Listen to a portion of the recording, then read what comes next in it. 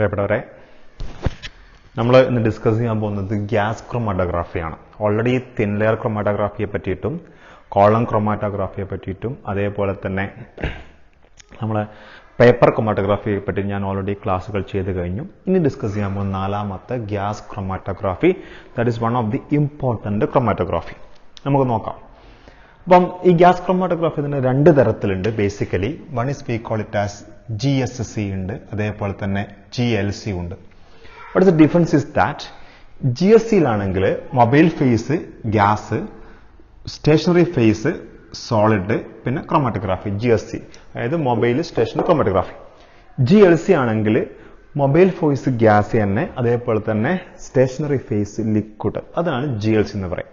നമ്മളിപ്പോൾ ഇവിടെ ഡിസ്കസ് ചെയ്യാൻ പോകുന്നത് GLCയെ പറ്റിയാണ്. GLC ആണ് വളരെ ഇമ്പോർട്ടൻ്റ് ആയിട്ടുള്ള ക്രൊമാറ്റോഗ്രാഫി.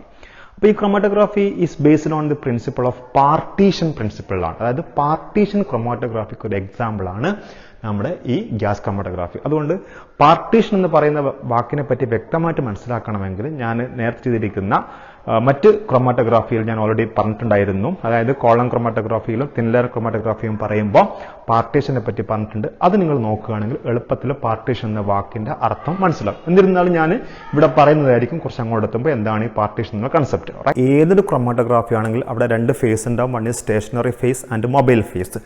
ഈ കേസിൽ മൊബൈൽ ഫേസ് എന്ന് വെച്ചാൽ ആ മൊബൈൽ ഫേസ് നമ്മൾ ജനറലി പറയാം കരിയർ ഗ്യാസ് എന്ന് പറയാം. കരിയർ ഗ്യാസിന് എക്സാമ്പിളായിട്ട് നമ്മൾ സാധാരണ ഉപയോഗിക്കുന്ന ഹീലിയം ഗ്യാസ് ആണ് കരിയർ ഗ്യാസ് ആയിട്ട് ഉപയോഗിക്കുക. അതാണ് അവിടുത്തെ മൊബൈൽ ഫേസ്. ആ ഗ്യാസ് നമ്മൾ ഇങ്ങനത്തെ ഒരു സിലിണ്ടറിലാണ് ഫില്ല് ചെയ്ത് വെച്ചിട്ടുണ്ടാവുക. ഇനി എന്താണ് അവിടുത്തെ സ്റ്റേഷനറി ഫേസ് എന്ന് വെച്ചാൽ ഇതാണ് ഈ ഒരു ക്രൊമാറ്റോഗ്രാഫിയുടെ ഈ കോളം മീൻസ് ഒരു സർക്കുലർ ഷേപ്പ് അല്ലെങ്കിൽ ഒരു കോയിൽഡ് പോലത്തെ കുറേ ഒരു 100 മീറ്ററോളം ലെങ്ത് ഉള്ള ഒരു കോയിലായിരിക്കും. അത് സ്റ്റീൽ കൊണ്ടുണ്ടാക്കിയ കോയിലായിരിക്കും. ആ കോയിലിൻ്റെ അപ്പോൾ ഉദാഹരണം നമ്മൾ ഇതാണ് കോയിൽ എന്ന് വിചാരിക്കുക. ഇതാണ് കോയിലെങ്കിൽ ആ കോയിലിൻ്റെ ഇൻസൈഡിൽ ഇവിടെ ഒരു സോളിഡ് സപ്പോർട്ട് ഉണ്ടാകും. ആ സോളിഡ് സപ്പോർട്ട് ഉണ്ടാക്കിയിരിക്കുന്നത് കീസൽഗർ എന്ന് പറയുന്ന ഒരു ഡയാറ്റോമേഷ്യസ് മെറ്റീരിയൽസ് ഉണ്ട്. ജസ്റ്റ് ലൈക്ക് സിലിക്ക മെറ്റീരിയൽസ് കൊണ്ടുള്ള ഒരു കോട്ടിങ്സ് ഉണ്ടാവും. ആ ഒരു സോളിഡ് സപ്പോർട്ട് ഉണ്ടാവും. ആ സോളിഡ് സപ്പോർട്ടിൻ്റെ മേലെ ഒരു thin layer of polyethylene glycol ഉണ്ടാവും. Thin layer of polyethylene ഗ്ലൈക്കോളിൻ്റെ ഒരു തിൻ ലെയർ ഉണ്ടാവും. പോളി എത്തിലീൻ ഗ്ലൈക്കോൾ ലിക്വിഡ് സ്റ്റേറ്റിലായിരിക്കും. ആ ലിക്വിഡാണ് അവിടുത്തെ സ്റ്റേഷനറി ഫേസ്. അപ്പം മൊബൈൽ ഫേസ് ഇവിടുത്തെ gas, stationary phase is nothing but a thin layer of liquid coated on a solid support like kieselguhr. ഇനി ഇതിൻ്റെ പ്രിൻസിപ്പിൾ ഇത്ര മാത്രമേ ഉള്ളൂ. The principle of separation is nothing but the difference in partitioning of the component between this carrier gas and this thin layer of polyethylene glycol. അതിനെപ്പറ്റി ഞാൻ കൂടുതലായിട്ട് പറഞ്ഞത്. ഇനി നമുക്കിതിൻ്റെ ഒരു ഡയഗ്രാമാണ് ഈ വരച്ചിരിക്കുന്നത്. ഇത് കരിയർ ഗ്യാസ് സിലിണ്ടർ. ഇതിൽ ഹീലിയം ഗ്യാസ് നിറച്ച് വെച്ചിട്ടുണ്ട്. പ്രഷർ റെഗുലേറ്ററാണ്. പ്രഷർ റെഗുലേറ്റർ എന്ന് വെച്ചാൽ ഇതിൽ നിന്ന് പുറത്ത് വരുന്ന ആ ഗ്യാസിൻ്റെ പ്രഷർ കൺട്രോൾ ചെയ്യാൻ വേണ്ടി ഉപയോഗിക്കുന്ന ഒരു സിസ്റ്റം. പിന്നെ ഒരു സിറിഞ്ച്. ഈ സിറിഞ്ച് ഉപയോഗിച്ചുകൊണ്ടാണ് the mixture of component to be separated. അത് ഏത് കമ്പോണൻറ്റുകളെയാണോ നമുക്ക് സെപ്പറേറ്റ് ചെയ്യേണ്ടത് അത് ഈ സിറിഞ്ച് ഉപയോഗിച്ച് ഇതിലേക്ക് ഇഞ്ചെക്ട് ചെയ്യും. അങ്ങനെയാകുമ്പോൾ ഇതിലേക്ക് ഇങ്ങനെ മൂവ് ചെയ്തിട്ട് this V call it as coiled column. ഇതാണ് നമ്മുടെ ഏറ്റവും പ്രധാനപ്പെട്ട ഭാഗം. ഇതൊരു കോളം എന്ന് പറയും. ഇവിടെ ഒരു ഡിറ്റക്ടർ ഉണ്ടാവും, അതായത് ഡിറ്റക്ട് ചെയ്യാൻ വേണ്ടി ഉപയോഗിക്കുന്നത്. ഒരു ആംപ്ലിഫയർ ഉണ്ടാവും, ഒരു റെക്കോർഡർ ഉണ്ടാവും. ഇതാണ് ഒരു ബേസിക് ആയിട്ടുള്ള ഒരു ഗ്യാസ് ക്രൊമാറ്റോഗ്രാഫിയുടെ ഇൻസ്ട്രുമെൻറ്റേഷൻ്റെ ഭാഗം. ഇനി നമ്മൾ പറയുന്നു ഈ സിറിഞ്ചിൽ കൂടിയാണ് mixture of component to be separated. For example if you are given a mixture of A+B+C ആയിരിക്കട്ടെ. എനെയും ബിനെയും സിനെയും എനിക്ക് സെപ്പറേറ്റ് ചെയ്യേണ്ടതെന്ന് വിചാരിക്കാം. ആ കമ്പോണൻസുകളെ നമ്മൾ സിറിഞ്ച് ഉപയോഗിച്ചുകൊണ്ട് ഇതിലേക്ക് ഇഞ്ചെക്ട് ചെയ്യാൻ വേണ്ടി ഉപയോഗിക്കുന്നു. പക്ഷേ ഈ സിസ്റ്റം കംപ്ലീറ്റ് ഒരു ഹീറ്റിംഗ് ചാമ്പറാണ്. എന്തിനാണ് ഈ ഹീറ്റിംഗ് ചാമ്പർ എന്ന് വെച്ചാൽ ചിലപ്പോൾ നിങ്ങൾക്ക് തന്നിരിക്കുന്ന mixture of component already gas സ്റ്റേറ്റിലായിരിക്കും. അങ്ങനെയാകുമ്പോൾ കുഴപ്പമൊന്നുമില്ല. ഇനി ചിലപ്പോഴേ ലിക്വിഡ് സ്റ്റേറ്റിലായിരിക്കും നിങ്ങൾക്ക് തന്നിരിക്കുന്ന മിക്സ്ചർ ഓഫ് കമ്പോണൻസ്. അങ്ങനെയാണെങ്കിൽ ആ ലിക്വിഡ് സ്റ്റേറ്റിലുള്ള ആ കമ്പോണൻസുകളെ ഗ്യാസ് സ്റ്റേറ്റാക്കി മാറ്റാൻ വേണ്ടിയിട്ടാണ് ഒരു ഹീറ്റിംഗ് ചാമ്പർ അവിടെ വെച്ചിരിക്കുന്നത്. ഇനി നോക്കൂ നിങ്ങൾ, എൻ്റെ കയ്യിലുള്ള മിക്സ്ചറുകൾ എയും ബിയും സി ആണെന്ന് വിചാരിക്കുക. ആ മിക്സ്ചറിൻ്റെ അകത്ത് എയും ബിയും സിയും ഉണ്ട്. ഈ സിക്ക് തിൻ ലെയർ ഓഫ് ലിക്വിഡിൻ്റെ മേലെ ലിക്വിഡിൽ ലയിക്കാനുള്ള കപ്പാസിറ്റി സിക്ക് വളരെ ഹൈ ആന്നിരിക്കുക. കപ്പാസിറ്റി വളരെ ഹൈ ആണെന്നിരിക്കുക. അല്ലെങ്കിൽ സിക്ക് ആ തിൻ ലെയർ ഓഫ് ലിക്വിഡിന്റെ മേലെ ഒട്ടിപ്പിടിക്കാനുള്ള കപ്പാസിറ്റി വളരെ ഹൈ ആണെന്ന് വിചാരിക്കുക. ബിക്ക് അത്രയില്ല, ഒരു മീഡിയം മാത്രമേ അതിൻ്റെ ലയിക്കാനുള്ള കപ്പാസിറ്റി ഉള്ളൂ എന്ന് വിചാരിക്കുക. അതേസമയം എക്ക് ലോ കപ്പാസിറ്റി ഉള്ളൂ എന്ന് വിചാരിക്കുക. അതായത് solubility of A in the thin layer of liquid is very low ആണെന്ന് വിചാരിക്കുക. നമ്മളൊരു കാര്യം ചെയ്യുന്നു, നമുക്കിതിലേക്ക് വരാം. ഇവിടെ ഒരു കരിയർ ഗ്യാസ് എടുക്കുന്നു നിങ്ങളോട് പറഞ്ഞിട്ടുണ്ടായിരുന്നു. അതൊരു ഹീലിയം ഗ്യാസാണ് പലപ്പോഴായിട്ട് എടുക്കുക. ഇതെന്ന് കരിയർ ഗ്യാസ് പുറത്തേക്ക് വരും.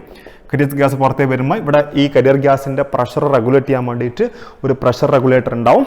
അപ്പം കരിയർ ഗ്യാസ് ഇവിടെ എത്തും. ഇവിടെ എത്തുമ്പോൾ ആ സമയത്ത് ആ mixture of component to be separated ഉണ്ടല്ലോ, അതെന്ത് ചെയ്യും, ഞാൻ ഇതിലേക്ക് ഇഞ്ചെക്ട് ചെയ്യും. അങ്ങനെയാകുമ്പോൾ ഈ കരിയർ ഗ്യാസിൻ്റെ കൂടെ A+B+Cയും കൂടി എന്താവും, മിക്സ് ആവും. അത് ഇതിലേക്ക് നീങ്ങും. ഇതൊരു കോയിൽഡ് ആയിട്ടുള്ള കോളമാണെന്ന് പറഞ്ഞിട്ടുണ്ടായിരുന്നു. ആ കോളത്തിൻ്റെ ഉള്ളിൽ ഒരു തിൻ ലെയർ ഓഫ് ലിക്വിഡിൻ്റെ കോട്ടിങ്സ് ഉണ്ടാവും.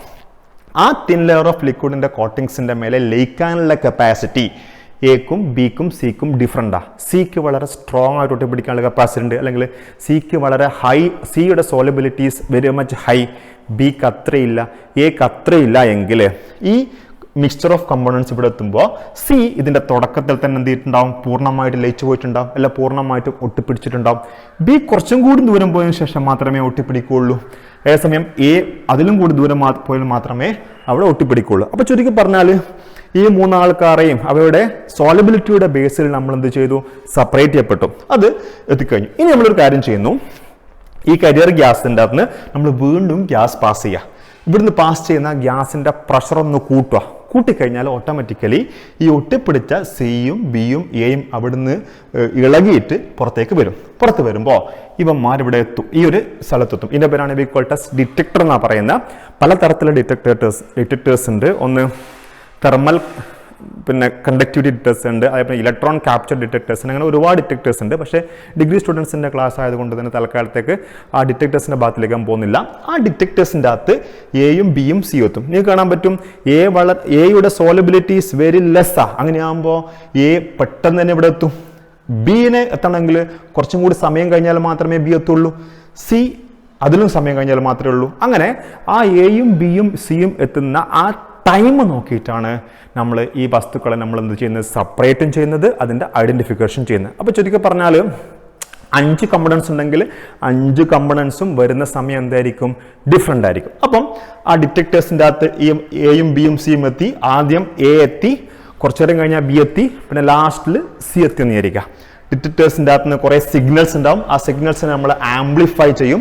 ആംപ്ലിഫൈ ചെയ്ത ശേഷം റെക്കോർഡർ ഉണ്ടാവും. റെക്കോർഡർ ഒരു കമ്പ്യൂട്ടർ സ്ക്രീനാണ്. ആ സ്ക്രീനിൻ്റെ അകത്ത് ഇതുപോലത്തെ ഒരു ഗ്രാഫ് കിട്ടും. ആ ഗ്രാഫിൻ്റെ പറയുന്ന പേരാണ് we call it as gas chromatogram എന്നാ പറയാം. ഇനി നമുക്ക് ഈ ഗ്രാഫിൽ എന്തൊക്കെയാണ് പറയുന്ന കാര്യം മനസ്സിലാക്കാൻ ശ്രമിക്കാം. നമ്മൾ വരച്ചിരിക്കുന്നത് ഇന്റൻസിറ്റി അഗെയിൻസ്റ്റ് ടൈമാണ്. ഇതിനെ കാണാൻ പറ്റും 1, 2, 3, 4 4 പീക്സ് കിട്ടിയിട്ടുണ്ടാവും. പക്ഷെ നിങ്ങൾക്കറിയാം ഞങ്ങളുടെ അടുത്ത് 3 കമ്പണൻസ് അല്ലേ ഉള്ളൂ, എയും ബിയും സിയും മാത്രമേ കമ്പണൻസ് ഉള്ളൂ. അങ്ങനെയാകുമ്പോൾ ഈ പീക്ക് ഇത് എയുടെ പീക്ക്, ഇത് ബിയുടെ പീക്ക്, ഇത് സിയുടെ പീക്ക് ആണെങ്കിൽ ഐ ക്യാൻ സേ ദാറ്റ് ഇത് ആരുടെ പീക്കാന്ന് വെച്ചാൽ നിങ്ങൾക്കറിയാം, ഞങ്ങളോട് പറഞ്ഞിട്ടുണ്ടായിരുന്നു ഇവിടെ നമ്മളൊരു കരിയർ ഗ്യാസ് പാസ് ചെയ്യുന്നില്ലേ, ആ കരിയർ ഗ്യാസിൻ്റെ പീക്കാണ് ഇത്. അപ്പം ഇവിടെ വരുന്ന സമയം ടൈമാണ്. അപ്പം ഫോർ എക്സാമ്പിൾ ഇത് 10 സെക്കൻഡ് ആയിക്കോട്ടെ, ഇത് 20 സെക്കൻഡ് ആയിക്കോട്ടെ, ഇത് 30 സെക്കൻഡ് ആയിക്കോട്ടെ, ഇത് 40 സെക്കൻഡ് ആയിക്കോട്ടെ. ഇത് മനസ്സിലാക്കാൻ പറ്റുന്ന കാര്യം ഇത്രയേ ഉള്ളൂ. നിങ്ങൾ ഇവിടുന്ന് ഈ സിലിണ്ടർ ഇവിടെ നിന്ന് നമ്മൾ ഗ്യാസിനെ പാസ് ചെയ്ത്, അല്ലെങ്കിൽ ഗ്യാസും മിക്സ്ചർ ഓഫ് കമ്പോണൻസിനെ പാസ് ചെയ്ത് കഴിഞ്ഞാൽ 10 സെക്കൻഡ് സമയം കൊണ്ട് നമ്മുടെ കരിയർ ഗ്യാസ് നമ്മളെ ഡിറ്റക്ടറിൽ എത്തുന്നുണ്ട് 10 സെക്കൻഡ് സമയം കൊണ്ട്. അതേസമയം നമ്മളെ വീക്കിലി സോളിബിൾ ആയിട്ടുള്ള, അതായത് ഒട്ടിപ്പിടിക്കാൻ കപ്പാസിറ്റി കുറഞ്ഞ എ ഒരു 20 സെക്കൻഡ് കൊണ്ട് എത്തുന്നുണ്ട്. അതേസമയം കുറച്ചും കൂടി സോളിബിലിറ്റി കൂടിയ ബി ഒരു 30 സെക്കൻഡിലേ എത്തുന്നുള്ളൂ. അതിലും ഏറ്റവും കൂടുതൽ സോലബിലിറ്റി ഉള്ള സി ഒരു 40 സെക്കൻഡിൽ മാത്രമേ എത്തുന്നുള്ളൂ. അങ്ങനെയാകുമ്പോൾ ഈ ടൈം നോക്കിയിട്ടാണ് നമ്മൾ എന്ത് ചെയ്യുന്നത്, അതിനെ പറയുക റിട്ടൻഷൻ ടൈം എന്നാ പറയാം. റിട്ടൻഷൻ ടൈം ഓഫ് എയും ബിയും സിയും. ഇപ്പോൾ ചുരുക്കി പറഞ്ഞാൽ 3 പീക്സ് കിട്ടിയിട്ടുണ്ടെങ്കിൽ അതിൻ്റെ അർത്ഥം 3 കമ്പണൻസ് ഉണ്ട്. 4 പീക്സ് ആണെങ്കിൽ ഡെഫിനറ്റ്ലി 4 കമ്പണൻസ് ഉണ്ടെങ്കിൽ 4 പീക്സ് കിട്ടും. 5 കമ്പണൻസ് ഉണ്ടെങ്കിൽ 5 പീക്ക് നമുക്ക് കിട്ടുകയും ചെയ്യും. ഇനി ഈ പീക്കിൽ നിന്ന് മനസ്സിലാക്കാൻ പറ്റുന്ന കാര്യം, number of peak gives number of components.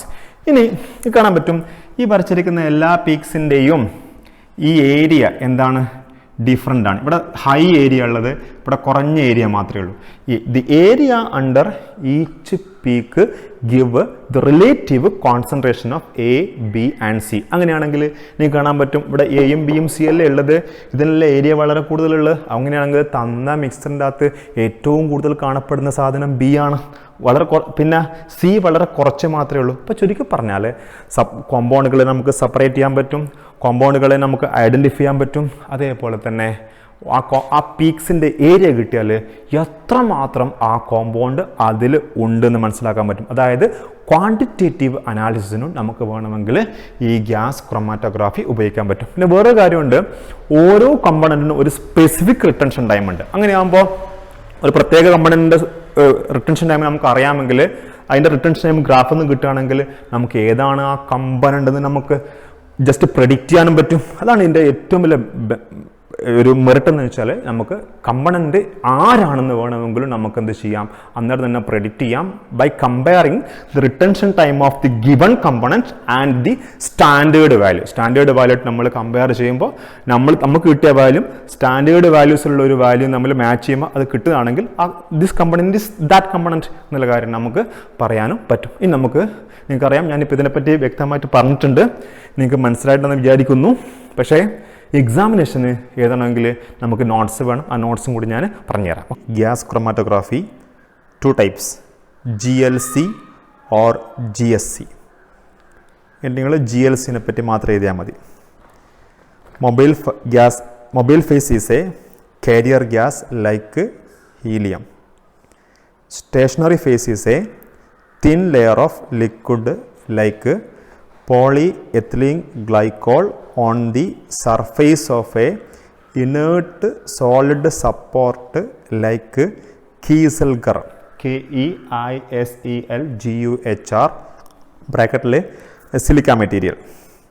The technique is based on the difference in partitioning of the component between the mobile gas phase and stationary liquid phase.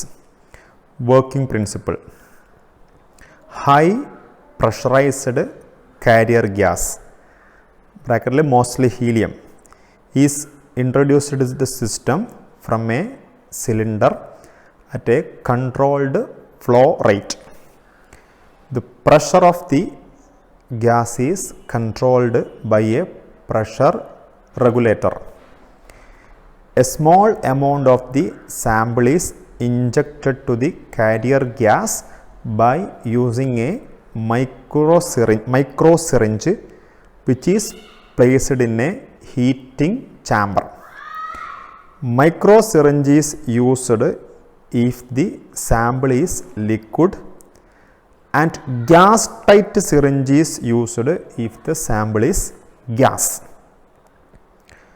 Since the temperature is high, the liquid sample gets vaporized. അതായത് ആ ചാമ്പറിനുള്ളിലെ temperature കൂടുതലായതുകൊണ്ട് the sample in the vapor state is mixed with the carrier gas and it moves through a long coiled column packed inside with a solid support and its surface is coated with a liquid stationary phase. The separation of the component is due to their differential partitioning between the carrier gas and thin layer of liquid. Different components will be differently retained on the stationary phase and reaches at the outlet of the column at different time. Hence, separation of the components can be achieved. Each components are detected using a sensitive detector. The detector sends the signal to the recorder after amplifying the signals. Recorder draws a plot where intensity is plotted against time. This plot is known as gas chromatogram. അപ്പോൾ അതിൽ മുന്നേ നിങ്ങളൊരു കാര്യം ചെയ്യണമായിരുന്നു, ആദ്യം ഈ figure അവിടെ വരച്ച് വെക്കണം, അതിന് ശേഷം മാത്രമേ എഴുതാൻ പാടുള്ളൂ. അത് പറയാൻ വിട്ടു എഴുതാം. അങ്ങനെ ക്രൊമാറ്റോഗ്രാം പറഞ്ഞതിന് ശേഷം നിങ്ങൾ ഈ ക്രൊമാറ്റോഗ്രാമിൻ്റെ ഈ ചിത്രം അവിടെ വരച്ചേക്കാം. ഇനി പറയാം, അതിൽ number of peaks gives the number of components in the sample. ആ കാര്യം പറയണം. ഏരിയ നമ്പർ 2 രണ്ടാമത്തെ point area under each peak give the relative concentration of the component. Number 3 if the retention time is characteristic value for a particular component, thus we can identify the components by comparing their retention time with the standard value. ഇതിൻ്റെ application of gas chromatography ആണ് separation of complex organic and biochemical system. Number 1. Number 2, from retention time value we can identify the compound. Number 3, check the purity of organic compound. Number 4, since the concentration can be measured, it is widely used in petroleum industry, petrochemical industry, biomedical analysis and manufacturing of medicine. ഇത്രയും കാര്യമാണ് ഇതിൻ്റെ application. അപ്പോൾ ഇതിനൊക്കെ എന്തെങ്കിലും സംശയം ഉണ്ടെങ്കിൽ നിങ്ങൾക്ക് എന്നെ കോൺടാക്റ്റ് ചെയ്യാം. 9387849592 എന്ന് പറയുന്ന നമ്പറിൽ നിങ്ങൾ വാട്സപ്പ് ചെയ്യുകയാണെങ്കിൽ സംശയം ഉണ്ടെങ്കിൽ ഞാൻ പറഞ്ഞും തരാം. Okay, thank you very much.